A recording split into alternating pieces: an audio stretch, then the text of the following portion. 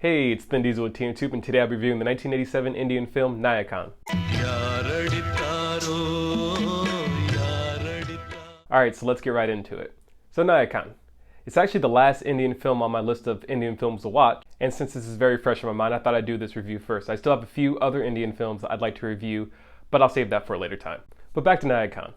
So translated, Nayakan means the hero, which leads us to our main character, Vilu Nakar, and a man who's a villain to some and a hero to others. The plot revolves around our main character, Vilu. At age 10, his father is killed right in front of him by some corrupt police officers. During his father's funeral, also attended by the corrupt cops, Vilu stabs his father's killer and runs away to the city. There, he's eventually introduced to a man who becomes his surrogate father. And from this father, it's where he learns that even if something is illegal, if it helps a few people, it can't be all bad. From there, the rest of the film shows Vilu's rise through the criminal ranks. My first thoughts on this film is it's freaking long, which is okay after watching a few Indian films because you kind of get used to it. And every Indian film I've seen so far, including this one, has an intermission, so it gives you time to take a quick break and to go do something else and come back and finish it off.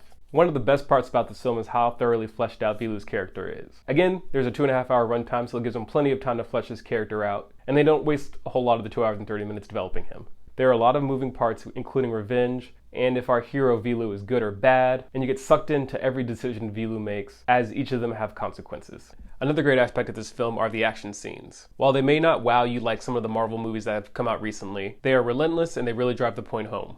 Akin to the emotionally charged fight scene in Return of the Jedi when Luke fights his father. Just pure emotion. A fight scene between Vilu and the local head policeman was a whole lot of fun to watch. The film also has a decent amount of musical numbers that don't deter from the film. My film grade for this is a B+.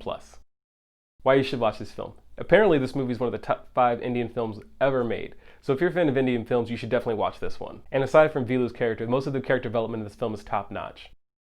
Why you shouldn't watch this film. If you're not a fan of Indian films, foreign films, or movies with long run times, this movie definitely won't be for you. And if you don't like gangster films, this movie will also not be for you. Films you should watch after this one, I'd recommend Godfather 2, Carlito's Way, as well as Gangs of Wasseypur. That's all I have for today. Until next time.